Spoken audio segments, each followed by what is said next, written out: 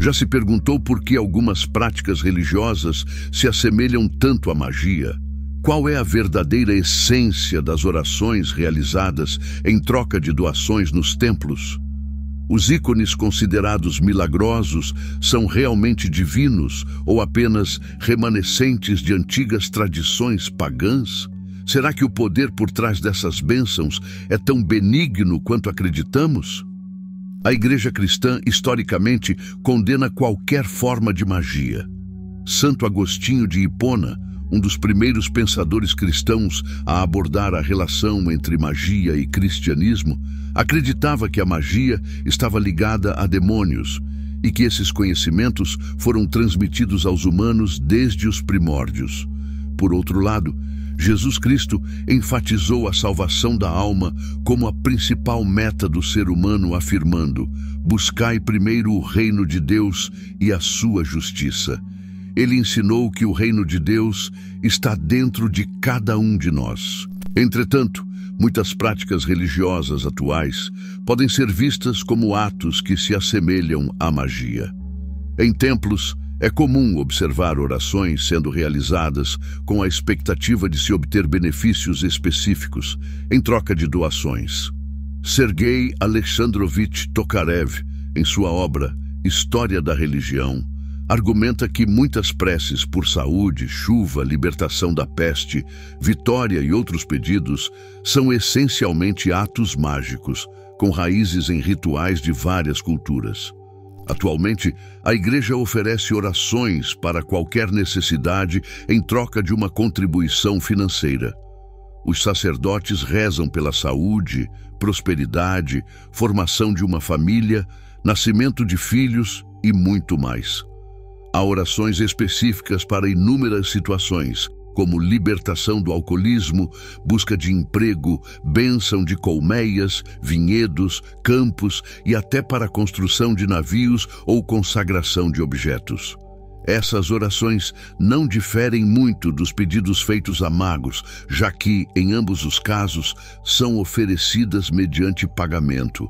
Isso nos leva a refletir: quem realmente atende a esses desejos e concede as bênçãos pelas quais se reza?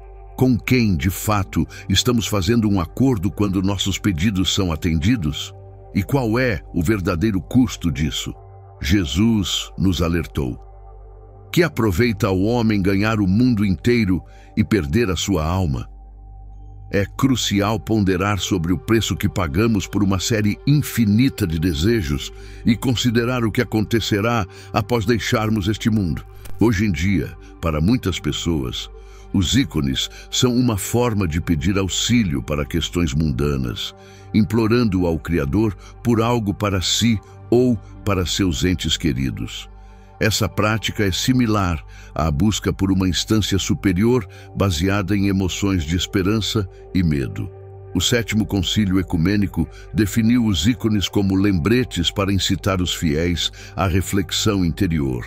Mas, na prática, vemos que os ícones frequentemente recebem atributos mágicos, com as pessoas acreditando que eles possuem poderes de cura e podem ajudar em problemas cotidianos. Embora oficialmente não exista um culto às imagens, basta entrar em qualquer templo para ver um sacerdote indicando qual santo ou ícone é mais apropriado para determinadas preces e propósitos. A presença de um ícone especial, considerado milagroso ou não feito por mãos humanas, atrai muitos fiéis que desejam orar especificamente diante dele, acreditando ser um verdadeiro milagre do Criador.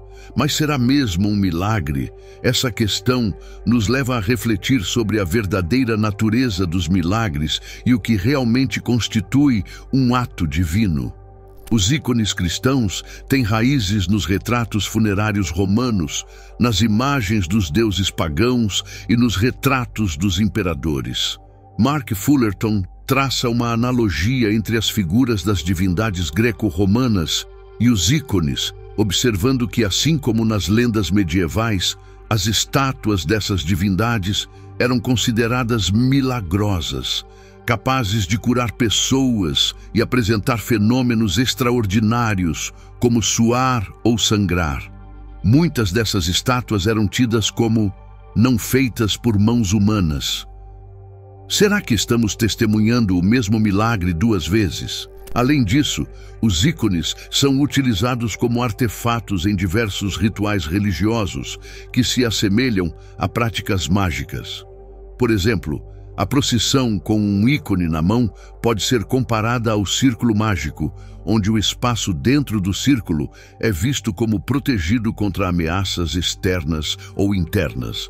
No cristianismo, essas procissões eram realizadas frequentemente com um ícone circundando não apenas cidades antes de um cerco, mas também fortalezas em construção, campos afetados por seca, vilarejos durante epidemias, casas em chamas, entre outras situações.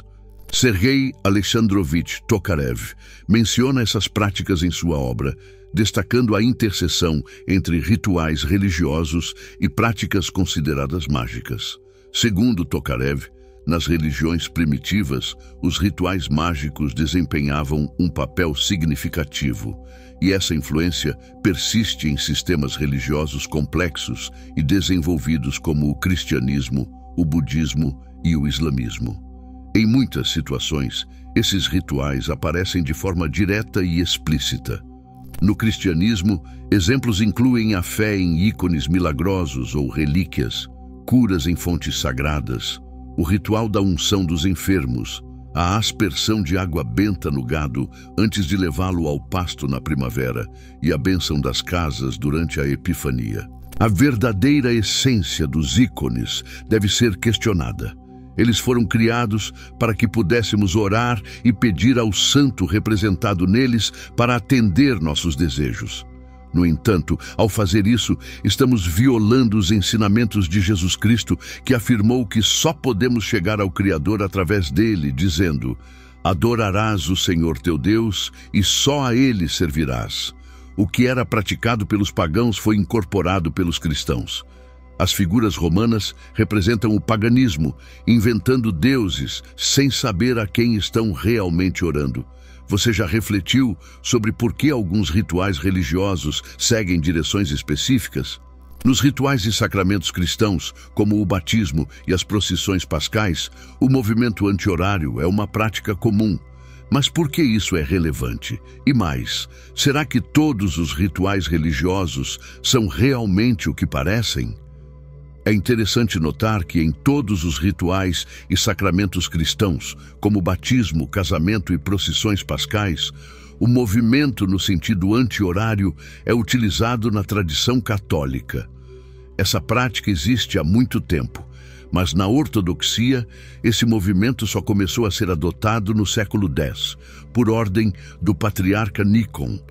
Mas por que isso é relevante? Qual é a diferença entre realizar uma procissão no sentido horário ou anti-horário?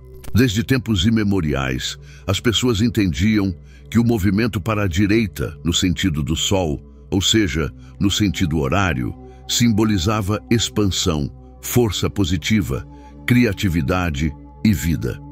Por outro lado, o movimento no sentido anti-horário representava forças negativas, destruição e a aproximação da morte. Esse costume de andar contra o sol é observado em muitos rituais funerários entre os arianos, judeus, árabes e eslavos.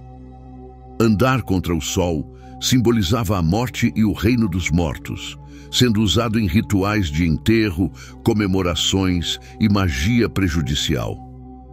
Quando caminhamos em torno do templo no sentido anti-horário, estamos simbolicamente repetindo um ritual funerário, como se estivéssemos circundando uma sepultura. Pense nisso. As pessoas frequentam um lugar chamado Casa de Deus e ali praticam atos que se assemelham ao satanismo, comprando a realização de seus desejos materiais, recitando orações como se fossem pedidos de catálogo, pagando e esperando pela entrega. Geralmente, esses pedidos não mencionam nada sobre a salvação da alma. Realizam procissões que se assemelham a rituais funerários e, ainda assim, acreditam estar se aproximando do Criador. Isso é simplesmente ilógico. Jesus afirmou: "Mas vem a hora, e agora é, em que os verdadeiros adoradores adorarão o Pai em espírito e em verdade, porque o Pai procura tais que assim o adorem. Deus é espírito, e importa que os que o adoram o façam em espírito e em verdade." Estão longe dessa essência, distantes de Jesus e de sua mensagem central. É crucial reconhecer que qualquer ritual ou ação externa visa manipular os fiéis, capturando e mantendo sua atenção. Para muitos fiéis, o aspecto mais atraente da religião cristã, assim como de outras, é a promessa de satisfação de desejos terrenos. Um exemplo marcante dessa atração é a cerimônia do fogo sagrado. A descida do fogo sagrado é um evento aguardado ansiosamente por toda a comunidade cristã ortodoxa na véspera da Páscoa. Acredita-se que, em um momento específico, pela oração do patriarca de Jerusalém, o fogo sagrado desce na capela do Santo Sepulcro, acendendo a lâmpada no túmulo do Senhor. Para os fiéis, isso é um sinal divino. Muitos acreditam que esse é um milagre, com o fogo surgindo do nada, descendo do céu. Há quem pense que, se o fogo não descer, a humanidade enfrentará calamidades terríveis. É relevante destacar que nenhuma das igrejas ortodoxas reconhece oficialmente o acendimento do fogo sagrado como um milagre. Não existem decretos conciliares de âmbito ecumênico ou local, nem literatura patrística que validem esse fenômeno como miraculoso. Embora haja conhecimento sobre o fogo sagrado, a Igreja, curiosamente, não toma medidas para desfazer o mito do milagre do fogo sagrado. Pelo contrário, os principais canais de TV tratam a notícia como se fosse, de fato, um milagre. Artigos oficiais frequentemente utilizam expressões como descida do fogo sagrado e milagre da descida do fogo sagrado. Durante o evento, o patriarca de Jerusalém é despido e submetido a uma busca rigorosa por uma unidade policial, que também inspeciona o Santo Sepulcro. Eles verificam qualquer possível fonte de fogo para assegurar que o fogo sagrado apareça espontaneamente. Assim, enquanto a Igreja oficialmente nega que o fogo sagrado desça do céu, ela simultaneamente promove o evento como se fosse um milagre. Essa contradição ocorre todos os anos. Por que isso acontece? Vamos explorar essa questão. Há inúmeros relatos de que o fogo sagrado não desce do céu, mas é aceso por uma lâmpada inextinguível. Essa lâmpada, que permanece acesa continuamente há 1500 anos, está localizada na sacristia do Santo Sepulcro, onde o patriarca de Jerusalém entra aguardando a suposta descida do fogo sagrado. O metropolita de Petersburgo, Cornélio, que atuou como patriarca de Jerusalém em 2001 e pessoalmente trouxe o fogo do Santo Sepulcro, afirmou em uma entrevista: "É um fogo natural aceso pela lâmpada inextinguível mantida nas sacristias do templo." Segundo ele, pela oração do patriarca, o bispo, ao abençoar esse fogo natural, ele recebe a graça do fogo sagrado. Em março de 2018, o arquimandrita da Igreja Apostólica Armênia, Samvel Agan, que participou dessa cerimônia 3 vezes, confirmou que o fogo sagrado é aceso pela lâmpada de óleo inextinguível. Naquele ano, quando Ibrahim Pasha, o famoso governante da Síria e Palestina, estava em Jerusalém, descobriu-se que o fogo obtido do Santo Sepulcro no Sábado Santo não era um fogo sagrado, mas sim aceso pelos próprios clérigos, como qualquer outro fogo comum, sem qualquer intervenção miraculosa. Isso nos leva a questionar: por que continuar a fingir que esse fogo desce do céu?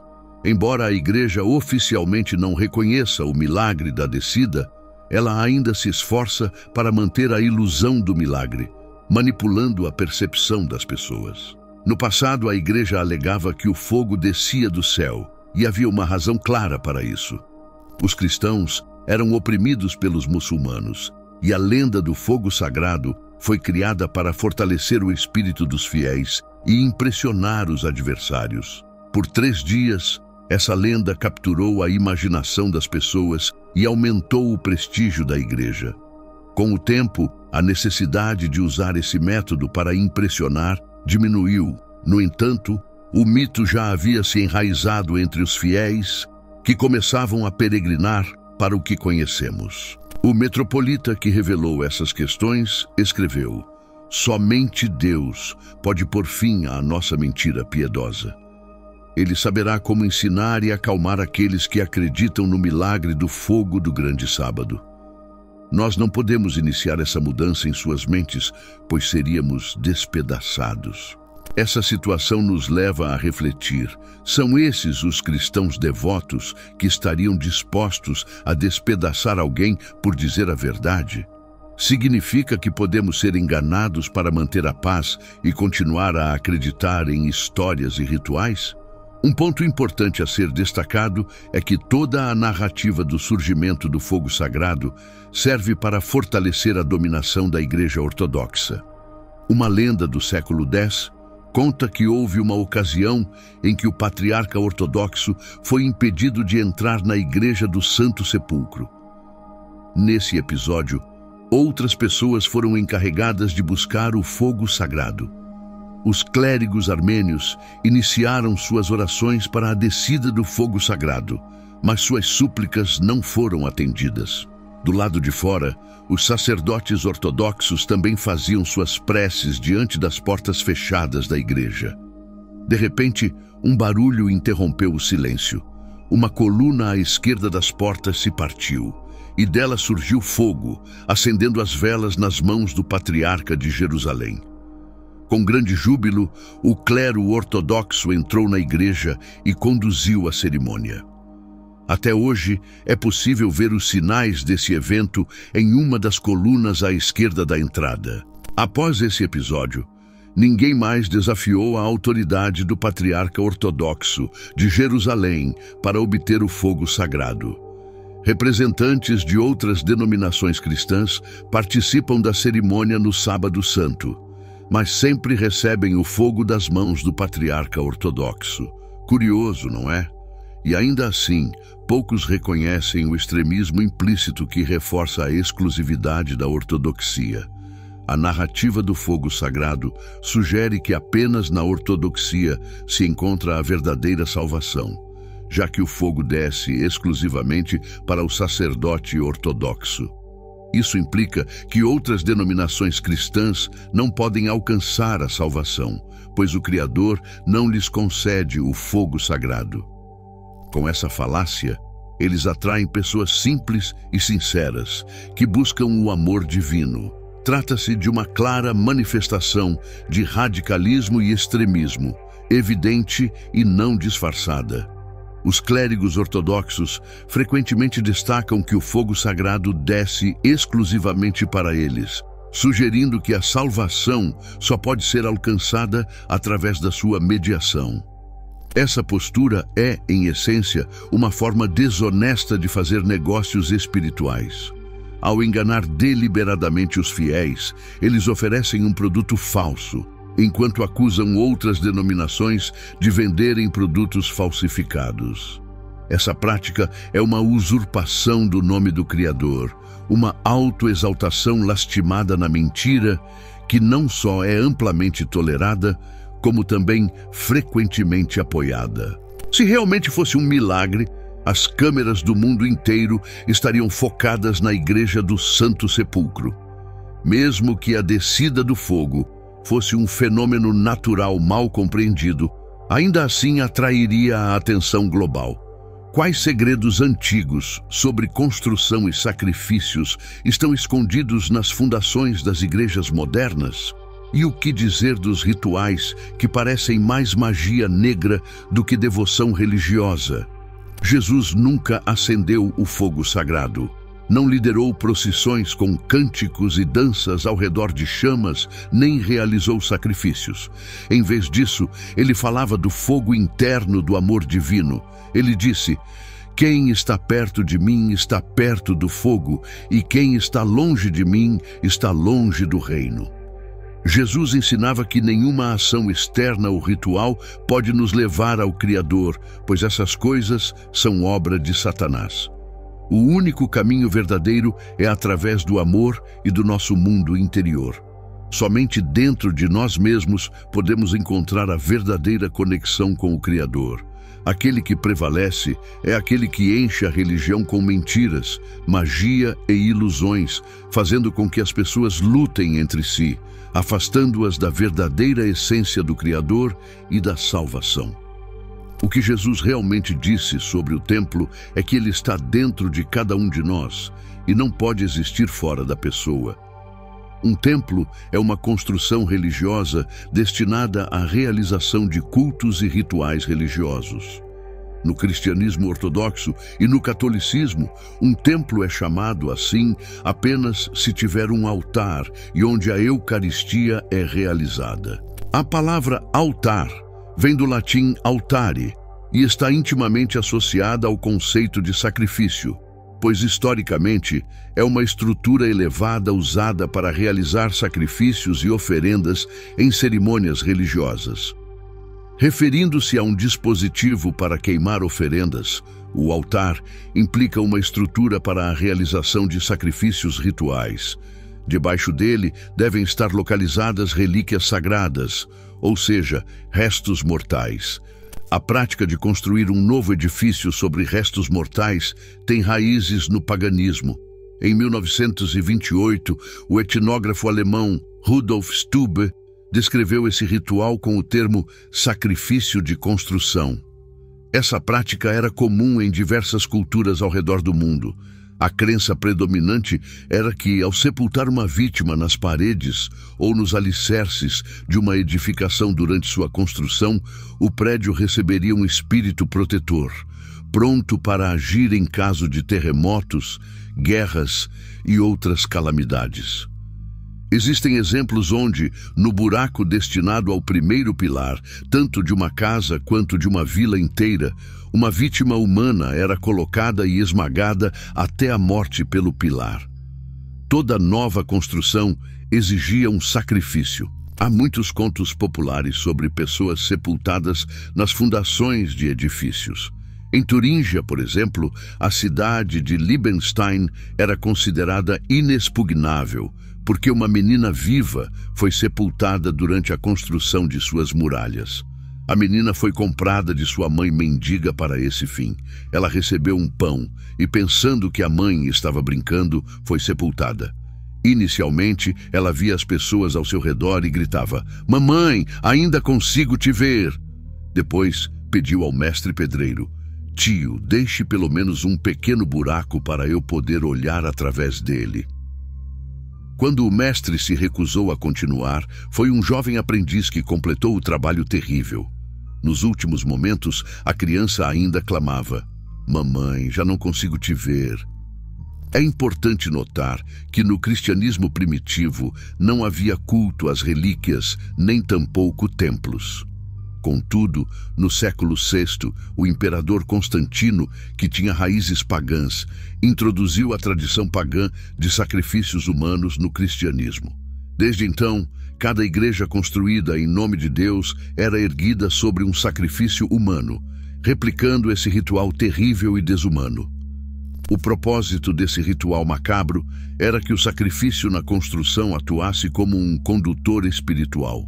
Este condutor, enterrado sob o altar, juntamente com o movimento circular para a esquerda mencionado anteriormente, supostamente trazia sucesso ao templo e prosperidade nos negócios. Segundo a crença, para que o templo prosperasse, era necessário caminhar em torno dele para a esquerda, garantindo assim sua lucratividade e sucesso.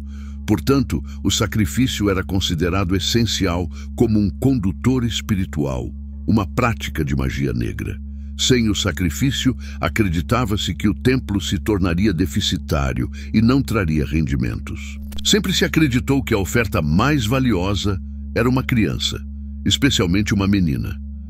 Este fato está bem documentado na história. Por exemplo, Uma saga sueca narra que em Calanda, no oeste de Gotalândia, estava sendo construída uma igreja. Naquela época, acreditava-se ser essencial sepultar pessoas vivas na fundação do edifício. Aproveitando-se da situação, os construtores encontraram 2 mendigos, crianças pequenas, que caminhavam pela estrada. "Vocês querem comer?" perguntaram os construtores. As crianças felizes aceitaram. Os trabalhadores assentaram entre as pedras e lhes deram pão e manteiga de suas provisões. Enquanto as crianças, sem suspeitar de nada, comiam, os pedreiros as sepultaram vivas na fundação, construindo um arco sobre elas. Sobre esse arco, a igreja foi erguida. No passado pagão e até mesmo no cristianismo, essa crueldade era justificada pela crença na necessidade de um espírito protetor para o edifício, que o defenderia de invasões. É chocante saber que muitos templos modernos ainda contêm uma grande quantidade de restos humanos e relíquias, e nesses templos, serviços religiosos são realizados. Assim, parece que para servir ao Criador, é considerado necessário construir um templo sobre relíquias humanas. O elemento da necromancia dá um resultado mágico. Mas se a essência da vida cristã é a salvação da própria alma, como pode o caminho para a vida eterna estar ligado a um templo erguido sobre um assassinato cruel? A quem realmente oram as pessoas que constroem esse templo? A vida ou a morte? Por que é necessário um espírito para proteger o templo se os sacerdotes afirmam que o templo é a casa de Deus? Com cada novo templo desse tipo, não se promove a vida, mas a morte. Então, a qual Deus é consagrado tal templo? A nenhum, exceto a Satanás, pois todo aquele que pratica o mal odeia a luz e evita a luz para que suas más obras não sejam reveladas. Jesus disse: "Meu reino não é deste mundo." E também afirmou: "Eis que o reino de Deus está dentro de vós." Nos ensinamentos de Jesus, tudo era claro. Dentro de cada um de nós há um templo, não feito por mãos humanas. A pessoa deveria entrar em seu templo interior e então alcançaria a vida eterna. Ao chegarmos ao final deste vídeo, quero expressar minha profunda gratidão a cada um de vocês que nos acompanhou nessa jornada fascinante, através das complexas e muitas vezes intrigantes interseções entre práticas religiosas e magia. Sua dedicação e curiosidade nos trouxeram até aqui, e por isso sou imensamente grato. Agora, ao chegarmos ao final desta expedição reveladora, quero expressar minha mais profunda gratidão a você que permaneceu conosco até aqui. Sua dedicação e curiosidade são o combustível que nos motiva a explorar, desmistificar e compartilhar essas histórias intrigantes. Quero compartilhar algo especial com você. Como fã do canal Eu Superior, você está prestes a embarcar em uma jornada única de autoconhecimento e formação mental. Apresento a você o Mapa do Eu Superior, um e-book revolucionário que redefinirá sua realidade mental. Como criador deste conteúdo e líder do canal Eu Superior, compartilho com você minhas experiências mais profundas e aprendizados valiosos. Cada capítulo deste e-book é um reflexo da minha jornada, repleto de lições práticas que vivi e transformei em sabedoria. Não perca essa oportunidade de transformar sua vida. Clique no link do comentário fixado e comece sua jornada rumo ao autoconhecimento e à positividade hoje mesmo. Imagine-se por um momento como um dos antigos exploradores que desbravavam territórios desconhecidos, guiado apenas pela chama da curiosidade e pela sede de conhecimento. Cada pedaço de informação, cada símbolo decifrado é como um mapa que nos leva mais fundo no labirinto do desconhecido. E assim como esses exploradores, você também está agora um pouco mais próximo da verdade, carregando consigo uma nova compreensão das forças que moldam nosso mundo. Sua presença até este ponto não é apenas uma conquista pessoal, mas uma contribuição valiosa para uma comunidade vibrante de indivíduos curiosos e apaixonados por conhecimento. Cada visualização, cada comentário, cada like são passos que damos juntos rumo a um entendimento mais profundo e coletivo. Você não é apenas um espectador, você é um parceiro nesta jornada de descoberta. Então, ao fecharmos este capítulo, quero convidá-lo a refletir sobre as revelações de hoje e a se preparar para os próximos passos. Vamos continuar desvendando os segredos, questionando as verdades estabelecidas e explorando os mistérios que nos cercam. Sua participação é fundamental, não apenas para o crescimento deste canal, mas para a expansão do nosso horizonte de conhecimento. Até a próxima descoberta. E lembre-se, o verdadeiro poder está em questionar e compreender o que está além do visível. E antes de ir, não perca esses 2 vídeos que selecionei especialmente para você. Eles estão repletos de conhecimentos profundos e descobertas fascinantes que você vai adorar. Clique em um deles e continue sua jornada de autoconhecimento e busca pela sabedoria com os conteúdos incríveis que o nosso canal tem a oferecer.